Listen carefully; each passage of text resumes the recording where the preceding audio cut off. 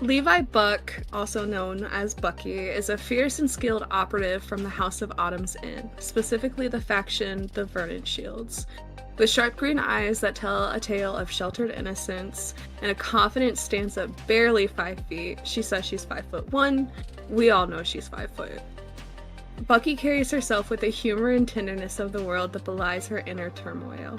Torn between her love for preserving the world's ancient history and the harsh realities of her work, she was trained by her mentor to protect nature and uncover its secrets through once extinct seedlings. Levi often clashes with her other leader, who pushes for lucrative contracts that force her into morally gray missions.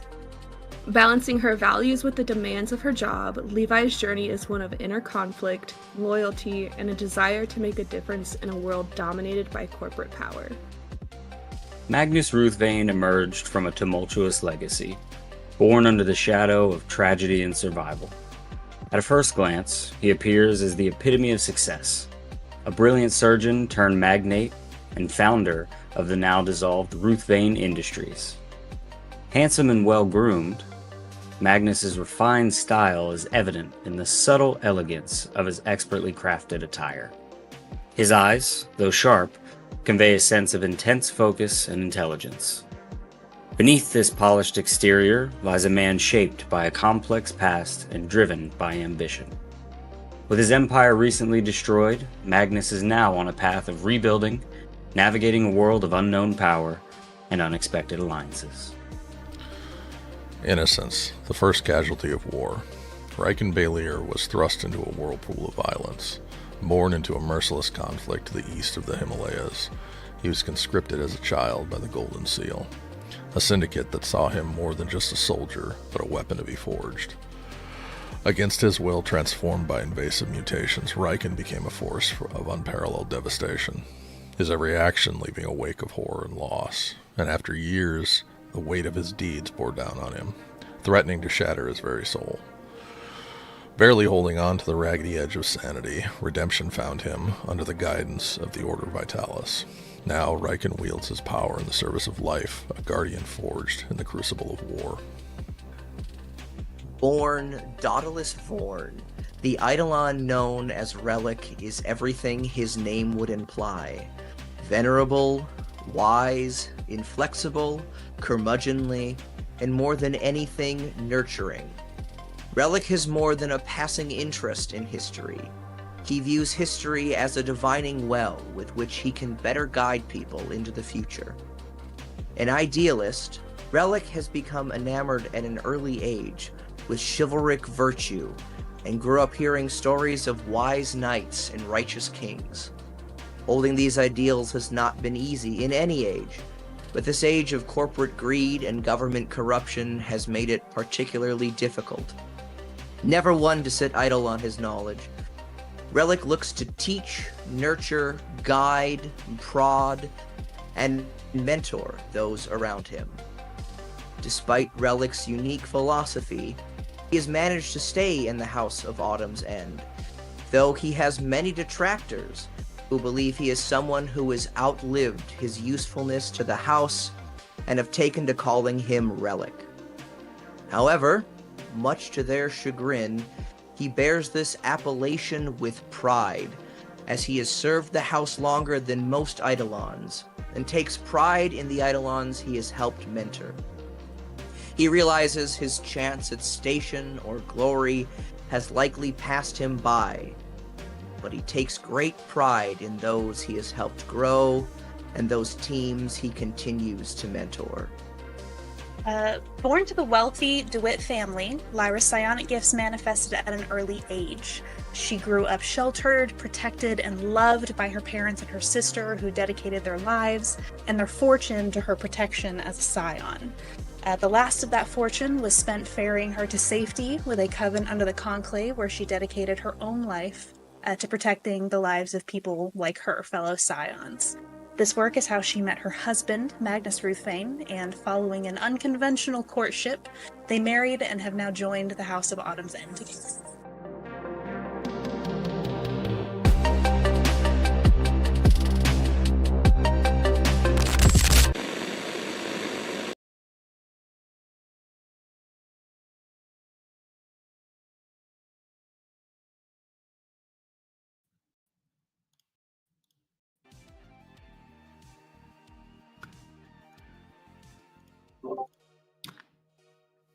The ye-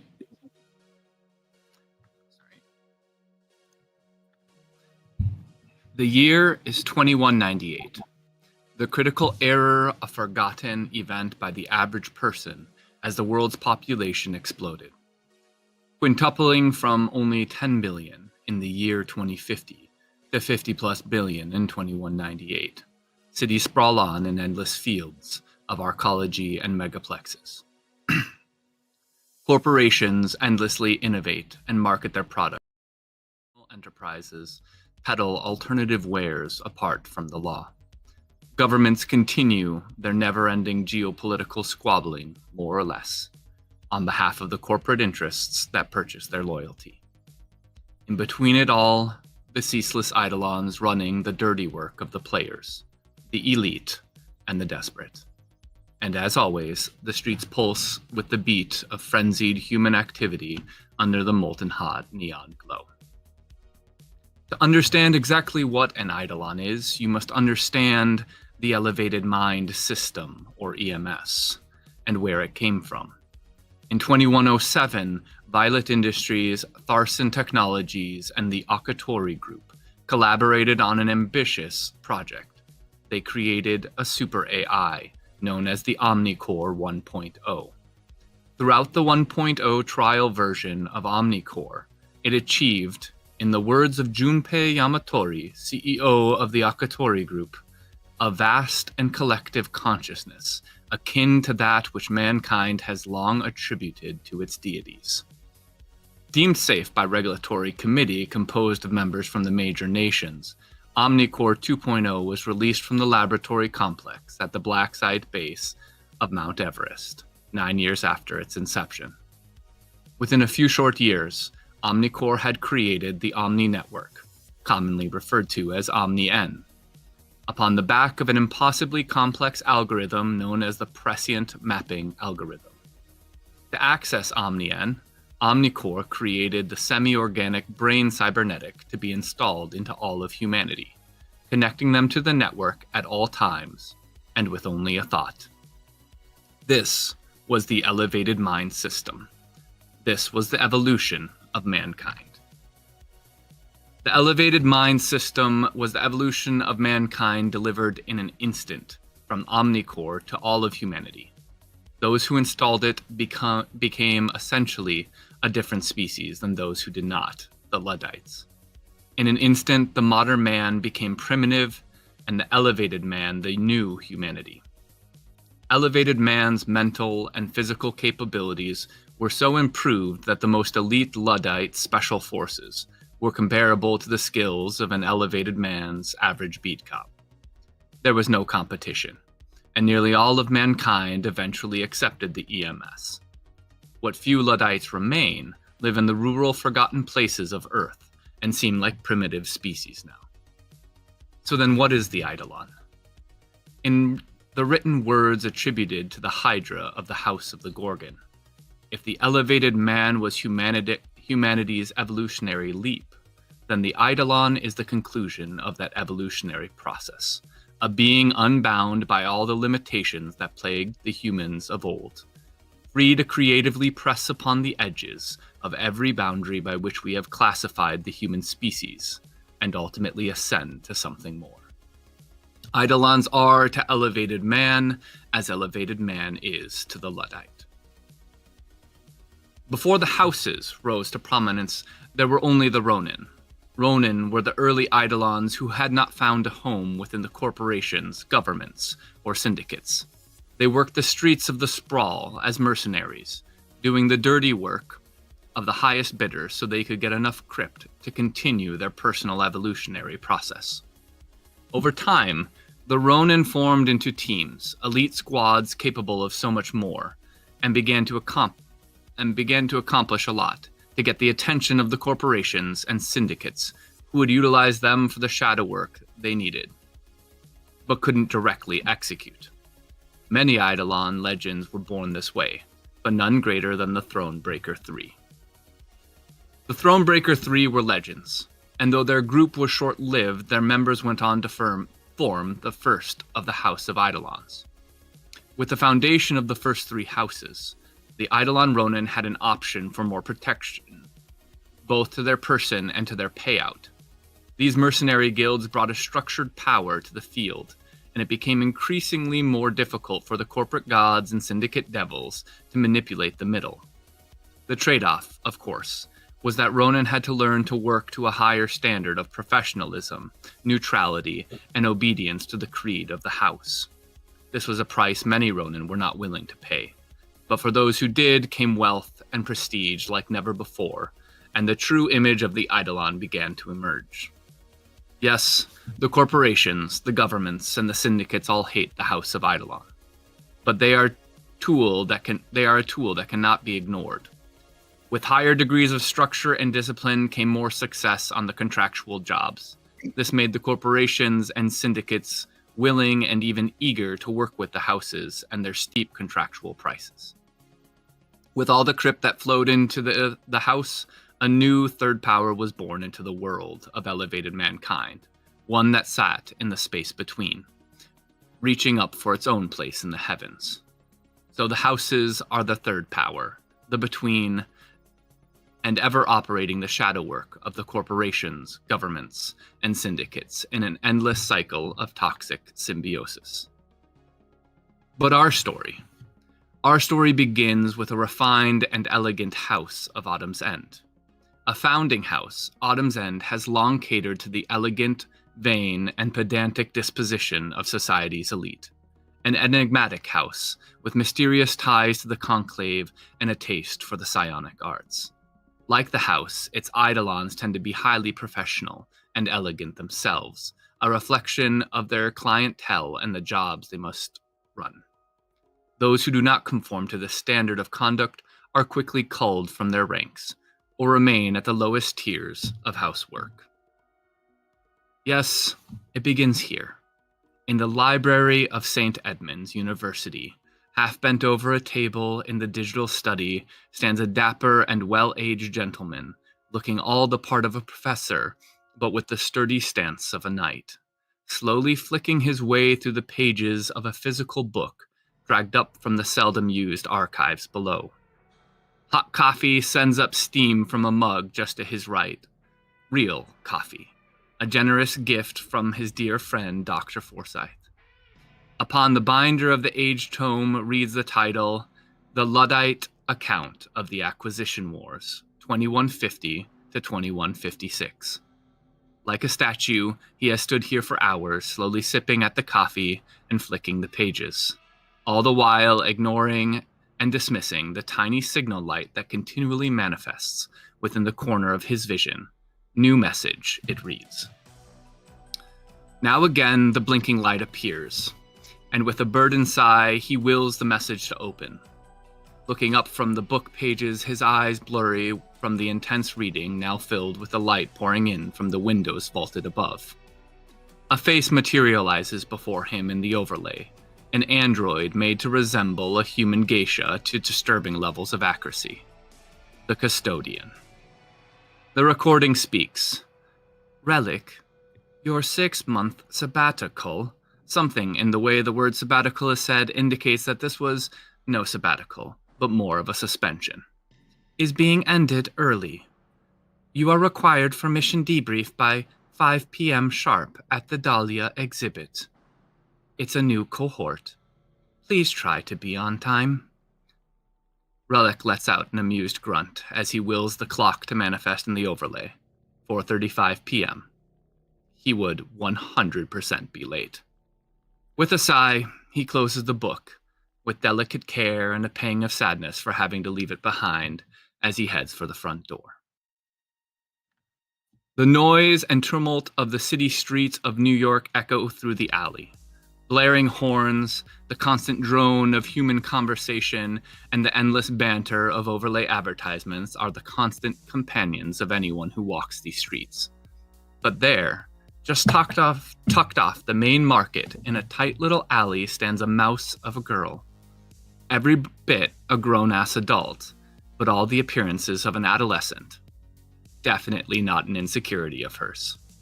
She stands dumbfounded, with a giddy grin starting to form on her face, the message still replaying in her head. This was it.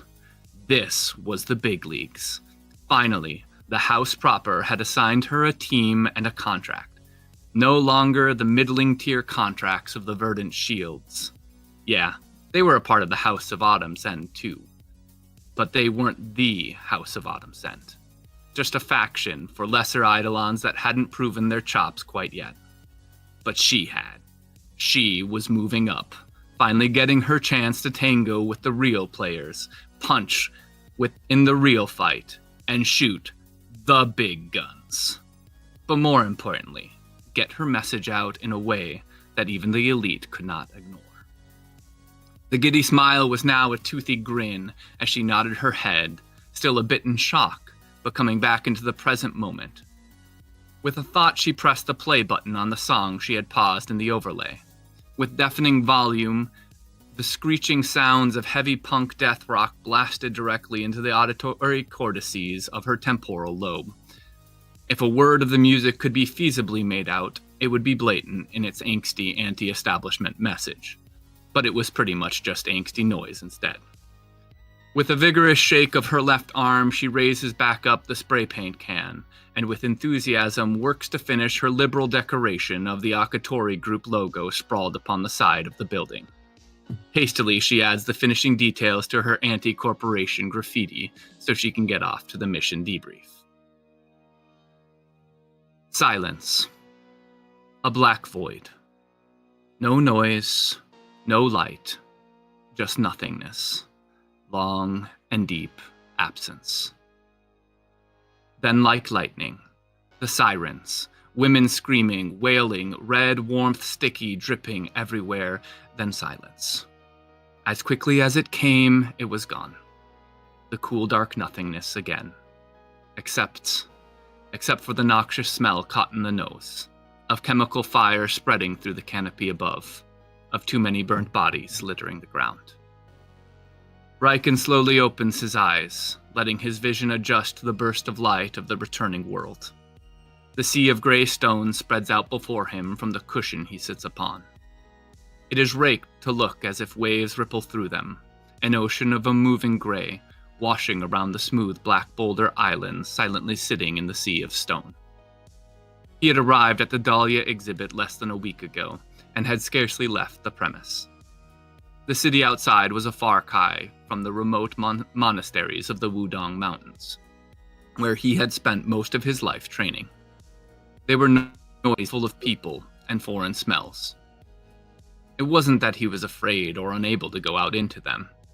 He had been to many cities for an extended period of time, all throughout the Greater Asian Federation. It was only that he preferred the silence of space like these far more, where the mind could be known and thinking erased. With a series of controlled breaths, he returns to the meditative trance he had been in, knowing that soon the others would arrive and the first mission would begin. A couple sits across from each other at the booth seating of a quiet diner. The shiny red plastic upholstery of the seating, a throwback to some gruesome age where such tacky and loud design was seen as charming. Magnus couldn't possibly understand the psychology of such humans. He shifts in the uncomfortable booth again, his fine-pressed business suit well-groomed, hair and beard, and immaculate posture terribly out of place in a place like this. On the table to his left, pulled up in the overlay, floats the Business Edge magazine and the stock report debrief. He had been mulling through both for the better part of an hour as he waited here. His coffee, now lukewarm, sits in a white styrofoam cup, which he is pretty sure is illegal now for environmental impact implications, but the diner didn't seem to care. He glances at the dark liquid inside, hardly touched. Some sort of synth soy, overly baked, coarsely ground dirt water meant to emulate real coffee. Oh, how he longed for the days when real coffee was an every morning occurrence. He sighed, and slowly took in the tight interior of the shabby diner once more. Lyra sipped at the last of her coffee. She seemed the normal one in a place like this. Street clothes with a hooded jacket, slightly hunched over the table, enjoying the last remnants of lunch. Eyes glued to the overlay display floating above the bar where the cook was busy frying up more 24/7 breakfast food. The only thing that really popped out about her presence was the long red hair. Natural red hair. Almost an impossibility these days. The recessive genetics for red hair had nearly vanished. On the overlay screen was a new report from Volume Media on the formation of a global committee to set in place stricter regulations on Lunar 12 reactors, further limiting their use by small and mid-sized companies. This was in response to the multiple recent reactor explosions that had occurred in the past several months. She remembers having heard about them, one in the wilderness of the Northern Union, and the other, oddly, somewhere deep in the Atlantic Ocean. It was all rather strange, and it was probably a good thing that more regulations were being put in place. Amelia Clark Langness, upper management of Apex Security and responsible for the oversight of Gator Town, an elusive black site owned and operated by Apex. Every day for lunch, Amelia makes an unusual choice. She comes to the god-awful diner to eat. In Magnus's mind, it made no sense for someone of her stature and position to mingle in such a sty, but for whatever reason, she did. It was the reason both Lyra and Magnus were here. She had something both of them wanted. For Lyra, it was the location of Gator Town, a place with a dark reputation for liberal psionic experimentation. For Magnus, the left hand of Amelia, an open palm cybernetic, but this one was different. This one could ghost whatever it touched. Whatever the experimental tech she had installed, it was perfect. But today, no Amelia. Only a call from Autumn's End and a ticking clock until mission debrief at the Dahlia exhibit. Lyra and Magnus looked at one another, the disappointment present in both their eyes, but it was getting close to debriefing, and they, especially Magnus, would not stand being late. Magnus and Lyra were the first to arrive at the Dahlia exhibit, a branch of House of Autumn's End. Immediately, they both felt at home, the whole structure tasteful, refined, artistic in its presentation and simplicity. The meeting room, a concrete floor surrounded by wooden walls and supported structures all stained nearly black. Light filtered in through windows set high near the ceiling, creating an intentional play of light and darkness within the room. A simple couch placed asymmetrically to the corner of the rooms. It was simple with muted colors. A few more chairs in the same fashion, but little else existed in the room except for a small, round wooden table. On it, a black vase. Once cracked, now sealed with gold. And from the vase, a beautiful bonsai tree with leaves of burnt orange, a specimen frozen in perpetual fall. They take a seat, and a moment later, Riken enters the room from another door to their left. The tall, well-built figure of the monk stops about halfway towards the two and bows to them before silently taking a seat on the floor close to the table with the bonsai. An awkward silence fills the room, but only for a moment before a third door opposite the main entrance opens exactly at 5 o'clock and enters in the female figure wearing all the trappings of traditional geisha. She moves fluidly across the floor towards the three, and it soon becomes clear that she is not human, but an android with a smooth porcelain face like that of a beautiful geisha. Her eyes are deep red, and it pairs perfectly with her makeup. She bows. Greetings, Eidolons. I am the custodian of the Dahlia exhibit, and will be your handler while you remain here. She speaks in a smooth, melodic fashion that gives away her synthetic vocalizer, an intentional choice that seems fitting with everything else within the Dahlia exhibit, and no doubt the rest of Autumn's End. The custodian looks around at the two empty seats.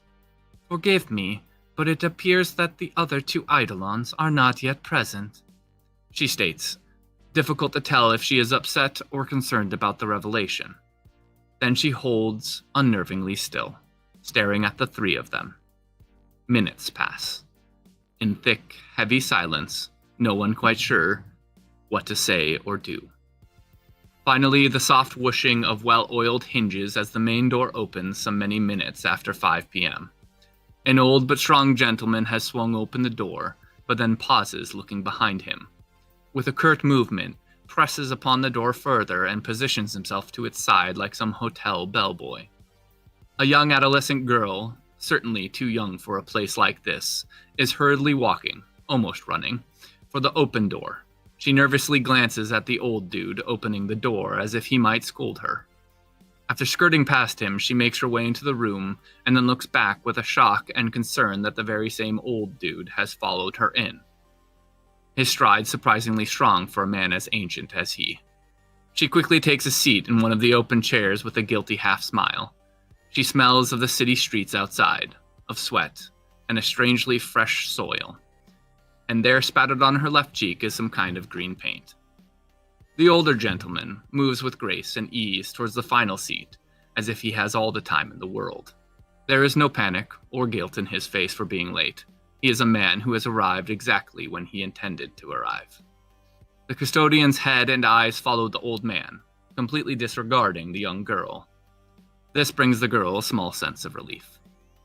Relic, so nice of you to have joined us, and so promptly, too, she says, and though her tone makes it difficult to sense the meaning behind the words, it is clear there is a coldness there. Relic nods back at the robot, as if the words were meant sincerely.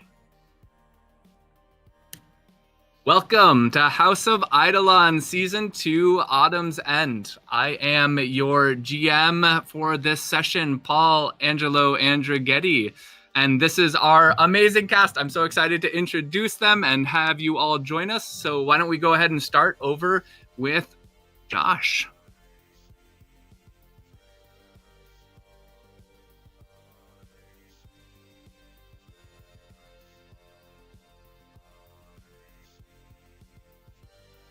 Hi, I'm Kel. I'm playing Levi this round. I can't wait for everyone to kind of get a feel of all of our characters. And next to me is Jamie, our newest friend. That's me. I'm Jamie. I'm very excited to be joining. Thank you for having me. I am playing the Scion Lyra Ruthvane. And next to me is Connor. Hello, everybody. Welcome to season 2. Holy crap! I'm playing Relic. So this is gonna be an absolute blast. Last and never ever least, Brandon is next to me. That's me. I'm Brandon, and I'll be playing Magnus this season. Yes, all right. And so if you haven't seen season 1, I do encourage you all to go take a look. It's out on YouTube. I don't think you can watch it on Twitch. I don't think we have the ability to archive those videos yet.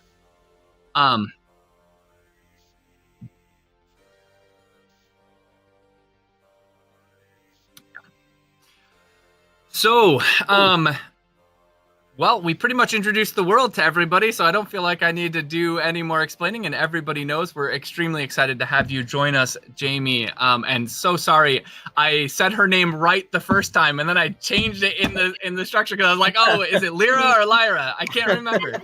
You did great. It was excellent. All right, so here you all are. You have all arrived at the Dahlia exhibit. This is the House of Autumn's End sort of branch in New York City. And New York City, so you know, is basically, I mean, it's massive at this point. It stretches like way down through New Jersey and onwards. Basically, all of like the eastern, what would have been old United States, is essentially one gigantic city stretching down its coast. And so you've all arrived here. You've been called here by the custodian, and we're going to pick up right where my story ended. So right with Relic taking a seat, and very much you all get the sense that there is a history here. And so, yeah, we'll go ahead and jump to it. I'll go ahead and start as the custodian, giving you the mission debrief. If you go to, tabletop, you'll see that there is a journal entry. Jamie, this is like the open book at the top right-hand side next to the suitcase symbol. This has your Okay. journal entries. You all should have ability to see mission debriefs, as well as in House of Autumn's End. I just gave observing permissions. The image, a closer up image of what the custodian looks like. So, the mission debrief. You've all been sent this through your EMS, the mission debrief, and as she is going to talk through it, you'll be reviewing it. But this is being dubbed the name The Book of Humphrey. It is a relic acquisition mission, and your main objective is to secure the Book of Humphrey. Good evening, Eidolons. As a custom of the House of Eidolons, those recruited must take on a series of missions to prove they have the capabilities to operate effectively in high-profile contracts, and to do so in a fashion that brings honor and prestige to the House. For House of Autumn's End, we take this even more seriously than most houses, demanding excellence in both contract execution and House representation. For our clients have little patience for failure, and have come to expect a certain quality from House of Autumn's End. With that in mind, the following contract has been delegated to your newly formed contract team. We were approached by the client a few days ago about assembling a team to acquire a religious relic previously thought destroyed but recently located within a colony of Luddites known as Ledland. This relic is a religious text known as the Book of Humphrey, and the client believes this to be the original document. It is believed that this document is likely stored in a religious building within the Luddite settlement, and likely under strong lock and key. Your mission is to extract this document from the Luddite colony by whatever means you deem necessary. It is important to note that the document is likely in very fragile state, so all care should be taken to protect the document, both during acquisition and in transportation. The Luddite colony is located in the rural northeast coast of the Northern Union. The inhabitants are likely militarized and hostile towards Eidolons, so do not expect a warm welcome, and be ready for conflict. That being said, without an EMS and with archaic firearms and weaponry, they are of no major threat. However, there are rumors that the Luddite colony is host to an old dismantled corporate military unit of Tharson Technologies. The rumors have not been confirmed, but it may be worth investigating, though it does seem odd that the Luddites following the Humphrysian faith would tolerate the presence of those they view as evil. Regardless, if the rumors are true, then you may have a more substantial threat to deal with. The client has also asked you to keep an eye out for any other relics especially, but not limited to, fringe religious relics. They have a taste for such items and will reward you for any additional pieces or items discovered. My personal suggestion is it may be beneficial to educate yourselves on the Humphrysian religion and its tenets, as it will likely dictate the behavior of the Luddite inhabitants. Likewise, it might be worth investigating the acquisition wars in the wake of Tharson Technologies' dissolution. This is especially true if you discover there are post-military units present within the colony. And then she just stops. And she's just, like, frozen.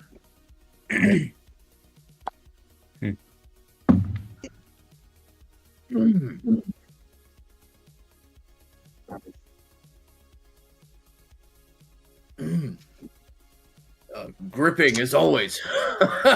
Oh, good to meet all of you. I suppose we should do introductions. That's how I suppose we like to start things around here. I'll begin since none of you are very interested in.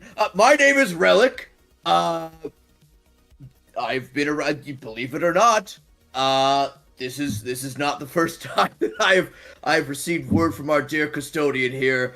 This is done this plenty of times. You all look like this is going to be a spectacular group. I've seen many come through here. This is spectacular. I don't know who wants to introduce themselves next, but perhaps feel free. I'm excited to get to work with each and every one of you. That is for sure.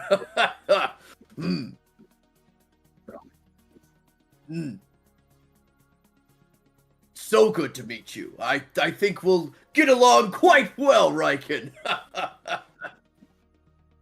Well, we'll just see about that, won't we?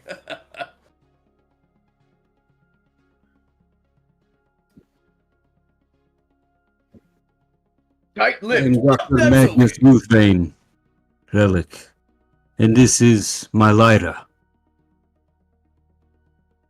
It's a pleasure to meet both of you.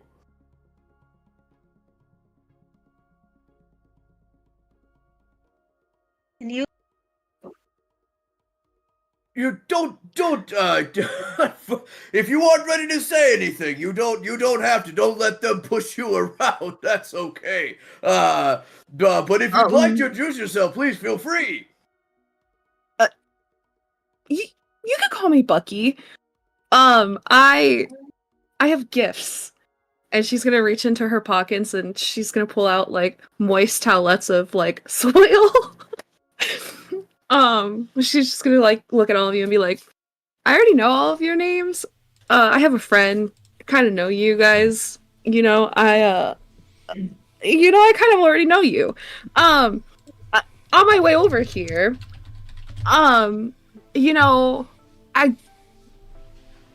like plants. And she's gonna kind of make her way around and start with Magnus and Lyra first and like present a hand of soil and just like have this weird looking dried plant in her hand for Magnus and just like it's a Rose of Jericho. You kind of have your life together, guy. I didn't know what to do. What do you gift a man that has everything, It's quite ancient. You might be like, what the fuck is this girl doing with the dead plant? But it's not dead. Not dead. You gotta put it in water, and then it blooms. Blooms! So... its roots, if you like history... ancient Egypt, Greece, native to, Africa, Asia, but the folklore here brings wealth, rebirth, hope, a resurrection of your most successful self. As she continues to speak about the plant, I will calmly stand up and walk over to her and grab the plant and say, you have a beautiful, beautiful soul, young one, and a very, very talkative one. I have one for you! I have one for you, too! She meant the plant for me. Magnus, At which point I will walk over and hand it to Magnus. I do not wish to touch the plant. Lyra, please. He doesn't like to be handed things. I have one for you! Darling, Magnus. I have one for you! Rosemary. Rosemary. I don't know a lot about you. Couldn't find anything about you, actually, funnily enough. But you're married. You're married. Yes. You're a woman who's married. I am indeed that. Yes, those are two Rosemary, things that you don't look like you cook. I don't know. You might cook. Rosemary, it's for fidelity and has a history of honor. If you want to cook with it, As she don't cook with the continues, Rose I of just Jericho. hand them out to everybody accordingly. Very, very thoughtful. Magnus, Very she's thoughtful. perfect, please. Yeah. Riken. Is there any more questions before I depart? No, Riken. She's just gonna Custodian, like I stare. appreciate it. I will stare talk out There to are that. her. relevant questions I wish to ask. When the child is finished gifting, please stand by. I did this for you, Riken. This is Tulsi. Mm. It's Tulsi. You're spiritual. You're religious. Thank or you. you come from something about religion. I don't follow that. That's not my thing. But you're on the path of divinity. Thank you, my dear. I don't Which know point? much about rituals. Don't know, Was that- the origins or traditions of the Order Vitalis. But dear. Holy Basil. My dear. No, Breathe. hey, Holy Basil. Calm with me. Medicinal plant. Medicinal.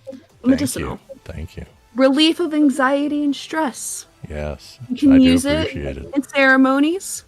It was a goddess in Hinduism. I don't know if you know history. Now, little Hinduism. one, we are here on a mission and on a timetable. I do appreciate the gifts, and you can regale us with the depths of Okay. knowledge that you have. I do appreciate it.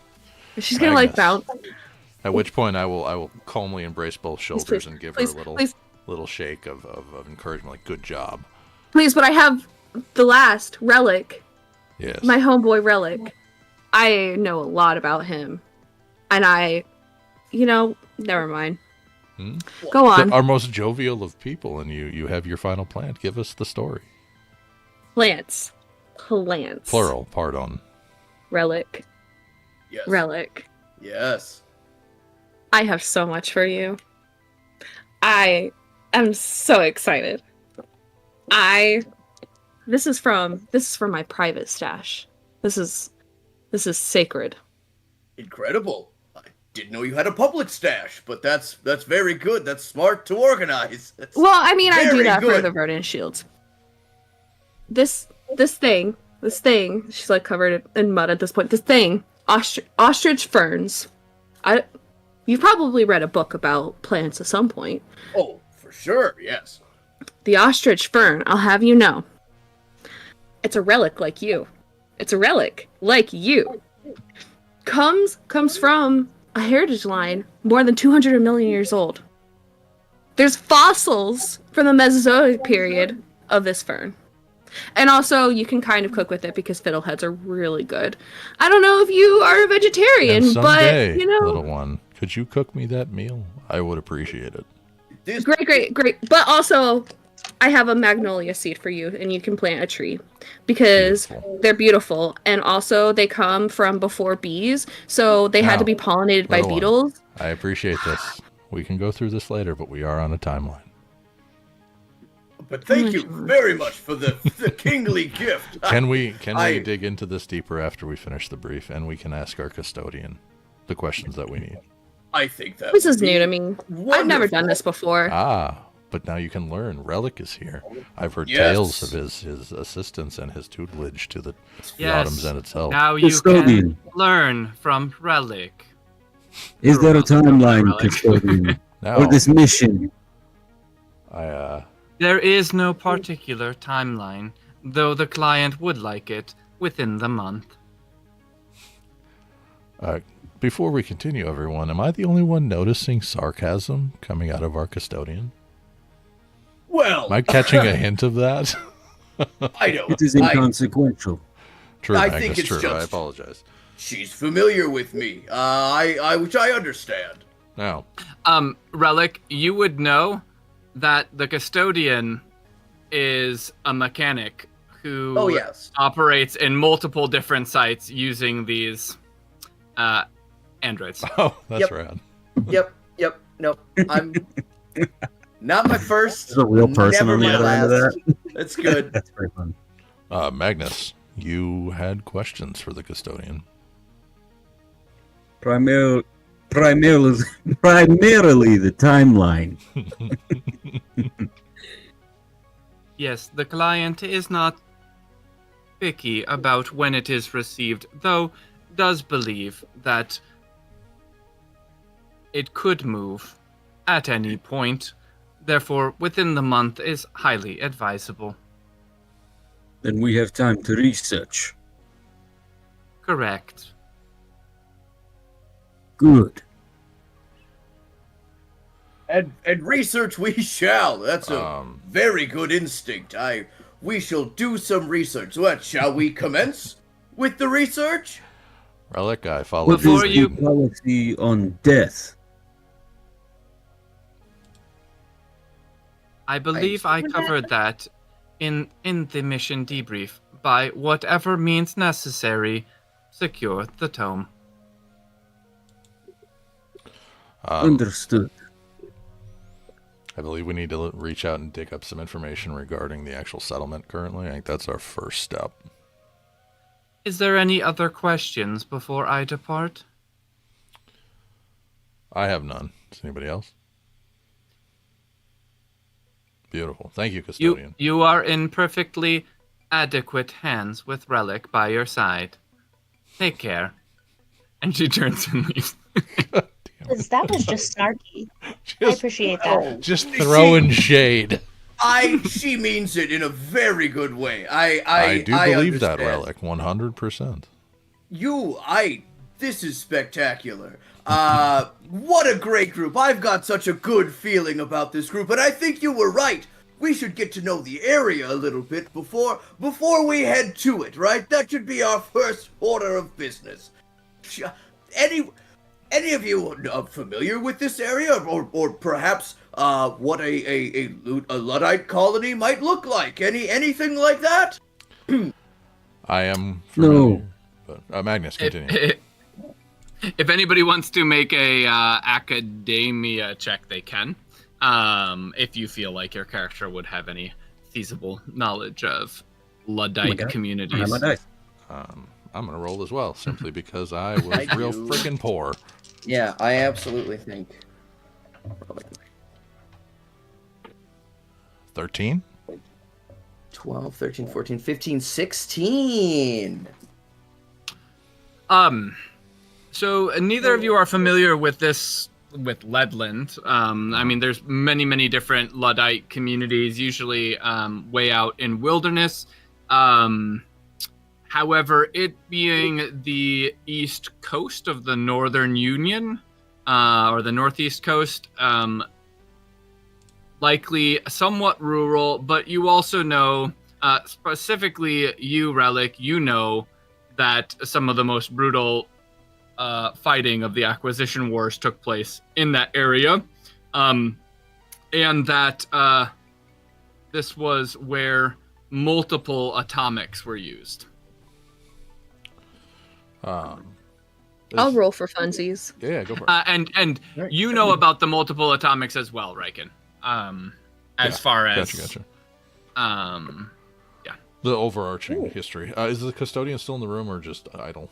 No, she moved out of the room after she asked if she was needed anymore, and you guys said no.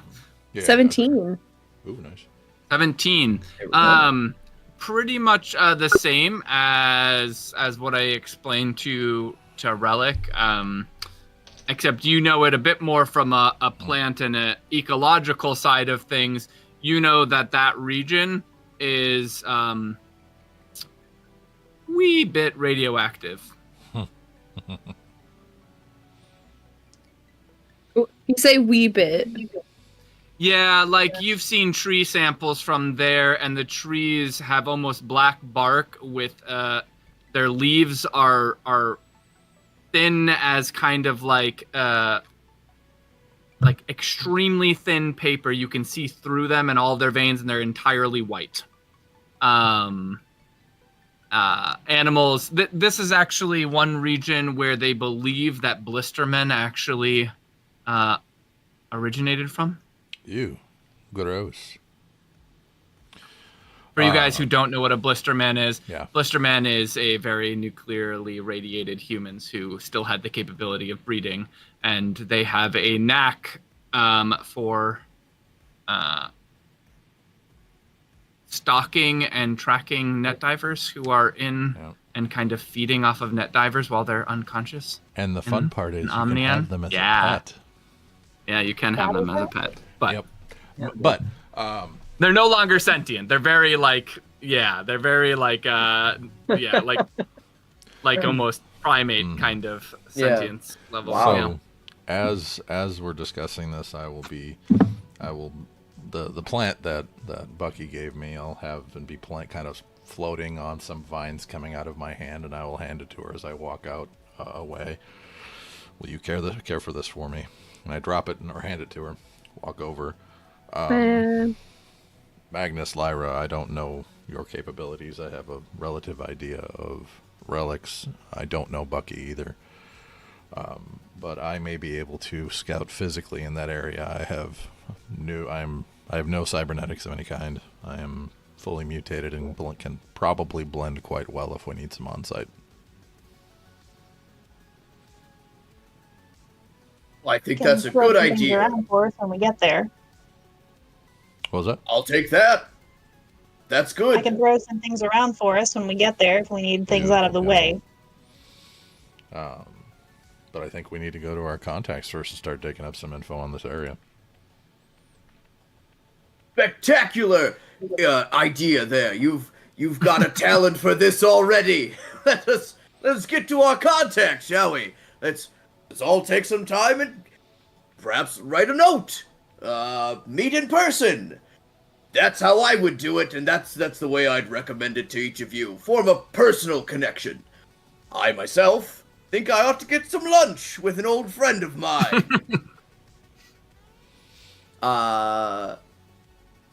You can all get your stuff ready, but I'm going to be going to take Dr. Forsyth out to lunch to meet in Sounds person. good. Alright. Is there is there anything before you go? Is there anything that you're particularly meeting with Dr. Forsyth around that the other team, so that they maybe don't use their contacts in the same? Yeah, way? I will be meeting with him to get two things. The first is some more info on the area. I'm obviously familiar with the Acquisition War. Who may have been operating in that area?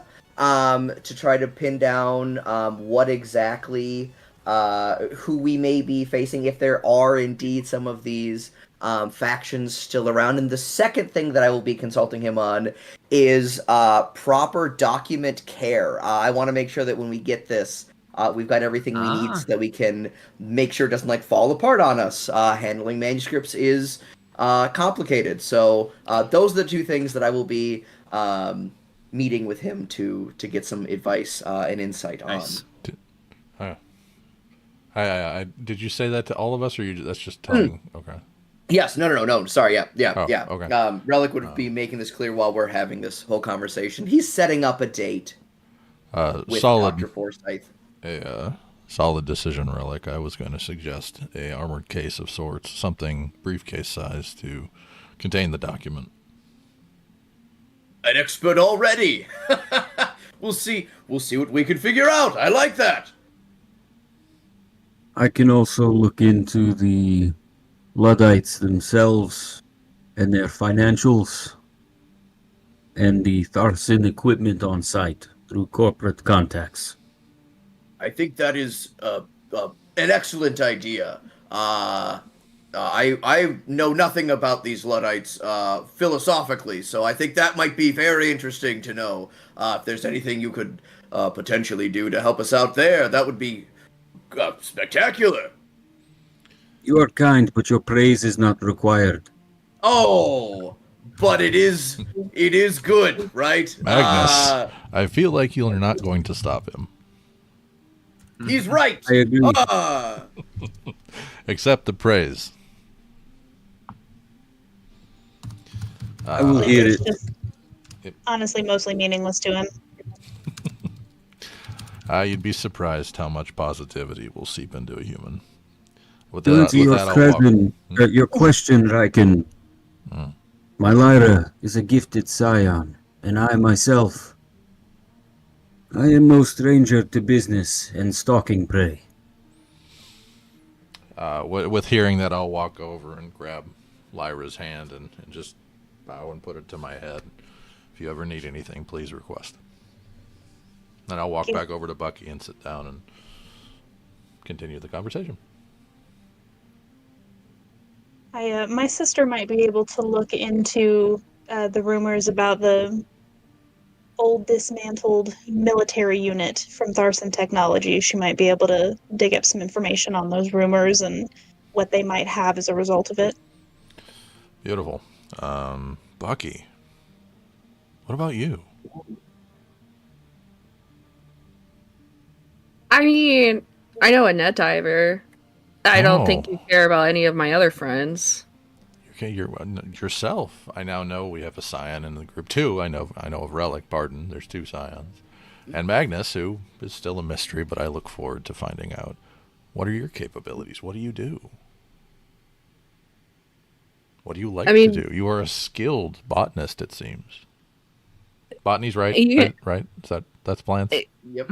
Okay, I had a stroke. Yeah, if you want to look at my garden, sure. At which point I'm gonna examine. Does she have all her weapons on her? Are you just rigged? No. She came in. No. Okay. She's just like her 5 foot. Okay. I'm like in overall. Yeah. Kaki's got it. Yeah. Well, as with Magnus, I look forward to the mystery. I have a arms dealer contact. I'll reach out and see if we have an in regarding the camp's armaments. And right. break. Anybody want to start their conversations? Relic heads off. Forsyth is available to grab lunch with you. And certainly this might happen over, because there's no rush on this mission. Yeah. It can happen over multiple days. But is there anybody who wants to go ahead and start with their contact? Start. Okay. Yeah. Brandon, you are That contacting vampire. who? I'm contacting Klaus Ratlin, my accountant. I love Klaus. Okay. Yeah. Give me 1 second. I just want to review. Also, Paul, sorry I didn't see your message before we started everything. Oh, about no. the It was voicing. good. I was like, I'm just gonna wing it, and I hopefully was that's the right so choice. There isn't focused. double music. I was know. so focused on getting everything. So folks, we had some technical Thank you, stuff Emmett. getting the new stream up and running. So we have more. Yeah, just space stuff. It's just fun dev work. You know, just Okay. Yes. All right. You go ahead and call Klaus. Klaus, I'm in need of information. What are you looking for, Magnus? There is a group of Luddites, a colony. They are religious in nature. What are they? Humphregian religion. I am looking to see all of their expenditures, money coming in and money going as well. That's gonna be very difficult. They don't track on Omnian. They don't. They all physical ledgers, and they don't really trade. Especially if Humphregian, they don't associate with elevated man, the EMS. So finding those ledgers would be very difficult. But I do know. What's there? But the derelict throne, they use the Luddites a lot. That's where they get antiques, these sort of things. Like what did humans used to use to talk with each other? What was that I called? do not know. Irrelevant. Anyways, yes, their talking devices. They used to, some of them. So the derelict throne might be a better choice. The information you have given me is invaluable in the least. It is good to know I can rely on you. Yeah. Anything else comes up, I'm sorry. It's not. I don't know much about the Luddites. Keep me abreast of any worthwhile investments. I am looking to make some extra funds. Yeah. Did you see the debrief today? The stock did. debrief, Doc? I did. Yeah, I was looking at it moments ago. It's unimpressive, but if anything else comes up, I'll let you know. So far, it's kind of the usual. Although I, Samsara, I think they're in talks. I've heard they're in talks with who was it? Was it Robotica or Akatori Group? One of them, about this new Colombian factory they're building. Some sort of joint operation. Kind of strange for two megacorps to team up. Anyways, might be worth investments there. It could be they come out with some potential. When we are finished here, I will reach